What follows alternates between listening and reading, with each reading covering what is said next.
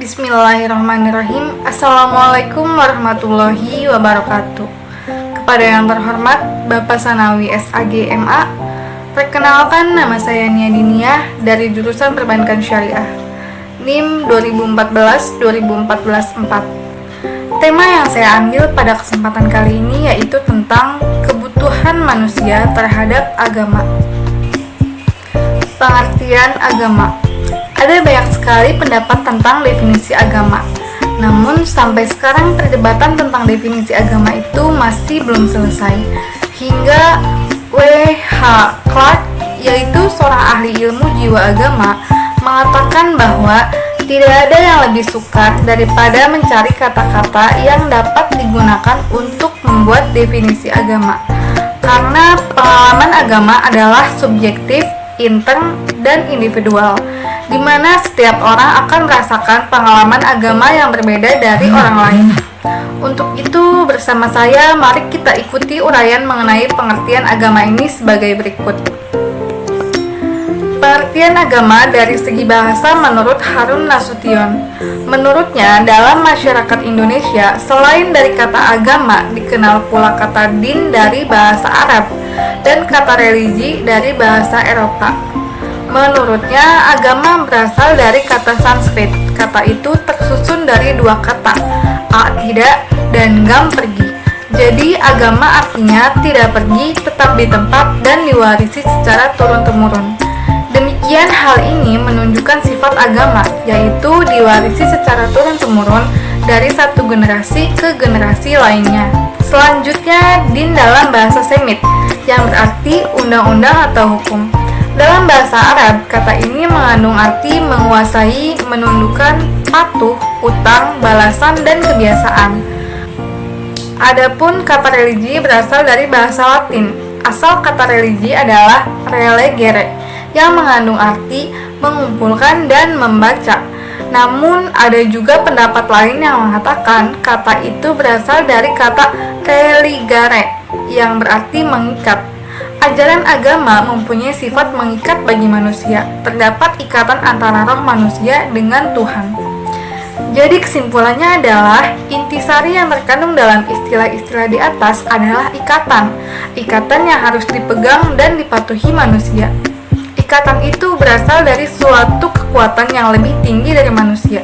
Suatu kekuatan gaib. Suatu kekuatan gaib yang tak dapat ditangkap oleh panca indera. Adapun pengertian agama dari segi istilah, menurut Elizabeth K. Nottingham dalam bukunya yaitu Agama dan Masyarakat, dia berpendapat bahwa agama adalah gejala yang begitu sering terdapat di mana-mana sehingga membantu usaha-usaha kita untuk membuat abstraksi ilmiah. Lalu Nottingham mengatakan bahwa agama berkaitan dengan usaha-usaha manusia untuk mengukur dalamnya makna dari keberadaannya sendiri dan keberadaan alam semesta. Sementara itu, Durkheim mengatakan bahwa agama adalah pantulan dari solidaritas sosial. Bahkan kalau dikaji, katanya Tuhan itu sebenarnya adalah ciptaan masyarakat. Pengertian tentang agama yang telah saya sebutkan tadi sudah pasti tidak akan mendapatkan kesepakatan. Seperti yang sudah saya bilang sebelumnya, bahwa sulit sekali, bahkan mustahil dapat menjumpai definisi agama yang dapat diterima oleh semua pihak. Nah, dari berbagai definisi tentang agama, terdapat 4 unsur yang menjadi karakteristik agama. Yang pertama, unsur kepercayaan terhadap kekuatan gaib. Yang kedua, unsur kepercayaan bahwa kebahagiaan dan kesejahteraan hidup di dunia ini dan di akhirat nanti tergantung pada adanya hubungan yang baik dengan kekuatan gaib yang dimaksud. Yang ketiga, unsur respon yang bersifat emosional dari manusia. Yang keempat, unsur paham adanya yang kudus dan suci dalam bentuk kekuatan gaib, dalam bentuk kitab-kitab suci yang mengandung ajaran-ajaran agama yang bersangkutan, tempat-tempat tertentu, peralatan untuk menyelenggarakan upacara, dan sebagainya.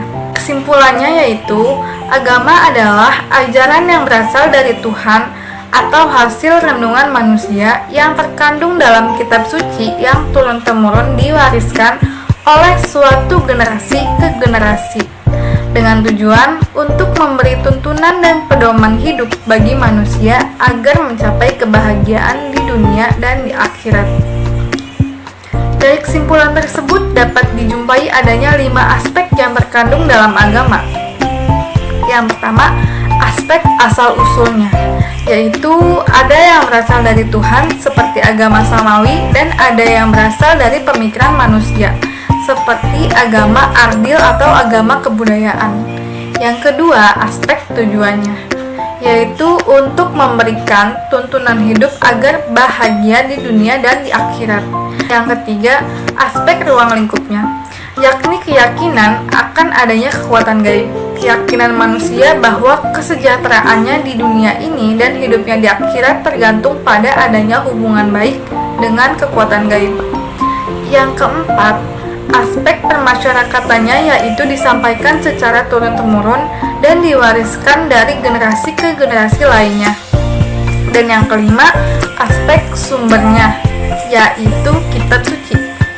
Nah, sekarang kita akan membahas tentang latar belakang perlunya manusia terhadap agama. Yang pertama, latar belakang fitrah manusia.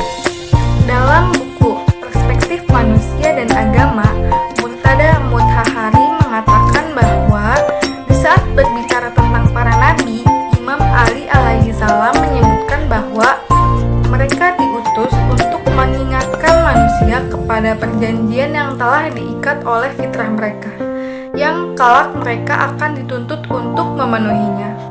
Perjanjian itu tidak tercatat di atas kertas, melainkan terukir dengan pena ciptaan Allah Subhanahu wa Ta'ala di permukaan kalbu dan di lubuk fitrah manusia, dan di atas permukaan hati nurani serta di kedalaman perasaan batiniah. Kenyataan bahwa manusia memiliki fitrah keagamaan, yakni bahwa agama adalah kebutuhan fitri manusia. Musa Asy'ari berkesimpulan, manusia insan adalah manusia yang menerima pelajaran dari Tuhan tentang apa yang tidak diketahuinya. Manusia insan secara kodrati sebagai ciptaan Tuhan yang sempurna bentuknya dibandingkan dengan ciptaan Tuhan lainnya.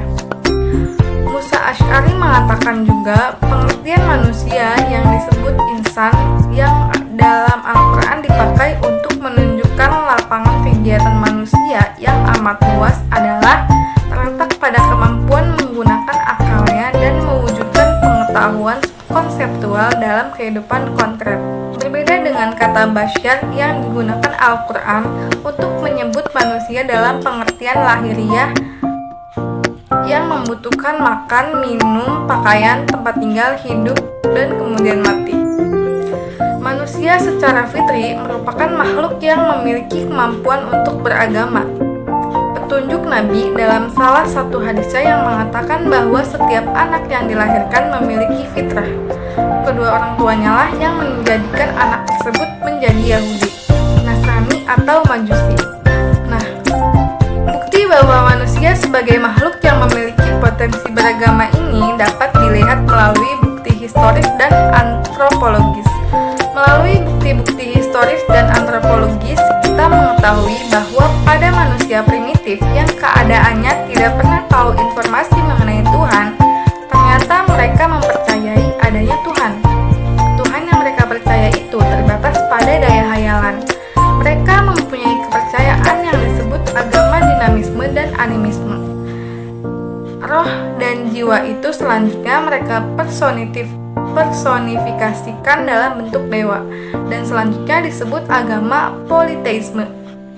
Ini membuktikan bahwa manusia memiliki potensi bertuhan, namun potensi tersebut tidak terarahkan, sehingga para nabi diutus untuk menginformasikan kepada mereka bahwa Tuhan yang mereka cari itu adalah Allah Subhanahu wa Ta'ala. Dengan uraian tadi, kita menjumpai hipotesis mengenai pertumbuhan agama pada manusia. Sebagian hipotesis mengatakan bahwa agama adalah produk rasa takut. Sebagai akibat dari rasa takut ini, terlintaslah agama dalam benak manusia. Hipotesis lainnya mengatakan bahwa agama adalah produk kebodohan. Dan hipotesis lainnya juga mengatakan bahwa motivasi ketertarikan manusia pada agama adalah pendambaannya akan keteraturan dan keadilan. Hipotesis lainnya tentang agama kita jumpai pada kaum Marxis. Marxisme percaya bahwa agama diwujudkan agar kelas penindas tetap dapat mempertahankan keistimewaan, kedudukan, dan kekuasaannya di kalangan bangsa-bangsa. Beberapa hipotesis tersebut telah dibuktikan kegagalannya oleh para ahli, karena dasar hipotesis tersebut adalah pemikiran manusia yang terbatas. Sedangkan agama mesti datang dari yang maha tidak terbatas, yaitu Tuhan. Kesimpulannya, latar belakang perlunya manusia pada agama adalah karena dalam diri manusia sudah terdapat potensi untuk beragama. Potensi beragama ini memerlukan pembinaan, pengarahan, pengembangan, dan seterusnya dengan cara mengenalkan agama kepadanya. Lalu yang kedua ada kelemahan dan kekurangan manusia. Faktor lainnya yang melatar belakangi manusia memerlukan agama adalah karena di samping manusia memiliki berbagai kesempurnaan, juga memiliki kekurangan. Hal ini antara lain diungkapkan oleh kata al-nafs. Perbedaan pengertian menurut Al-Quran dengan terminologi kaum sufi. Dalam pengertian sufi adalah yang melahirkan sifat tercela dan perilaku buruk. Pengertian ini sama dengan yang terdapat dalam Kamus Umum Bahasa Indonesia yang menjelaskan bahwa nafs adalah dorongan hati yang kuat untuk berbuat yang kurang baik. Selanjutnya, Al-Quran menegaskan bahwa nafs berpotensi positif dan negatif. Namun, potensi positif manusia lebih kuat daripada potensi negatifnya. Hanya saja daya tarik keburukannya lebih kuat daripada daya tarik kebaikan. Karena itu, manusia dituntut agar memelihara kesucian nafs dan tidak mengotorinya. Untuk menjaga kesucian, manusia harus selalu mendekatkan diri kepada Tuhan. Dan disinilah letak kebutuhan manusia terhadap agama. Dalam literatur teologi Islam, kita dijumpai pandangan kaum Mu'tazilah yang rasional. Kaum ini banyak mendahulukan pendapat akal dalam memperkuat argumentasinya daripada pendapat wahyu. Namun, manusia dengan akalnya memiliki kelemahan. Dengan demikian, Mu'tazilah secara tidak langsung memandang bahwa manusia memerlukan wahyu. Selanjutnya yang ketiga, tantangan manusia.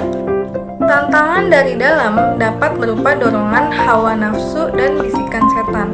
Sedangkan tantangan dari luar dapat berupa rekayasa dan upaya-upaya yang dilakukan manusia yang secara sengaja berupaya ingin memalingkan manusia dari Tuhan. Mungkin cukup sekian penjelasan singkat dari saya, kurang lebihnya mohon maaf. Saya Nia Dinia pamit undur diri. Wabillahi taufiq wal hidayah.